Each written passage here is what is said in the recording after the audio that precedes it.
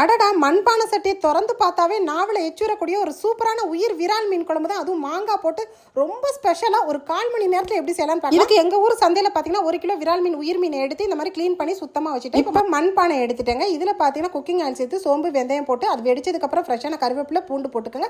சின்ன வெங்காயம் 1 கப் போட்டு வெங்காயம் நல்லா வதங்கினதுக்கப்புறம் தக்காளி பழம் ஒரு 3 பழம் போட்டுக்கோங்க. அதுவும் நல்லா வதங்கினதுக்கப்புறம் ஒரு பெரிய நெல்லிக்காய் அளவு புளி கரைசல் சேர்த்துக்கோங்க.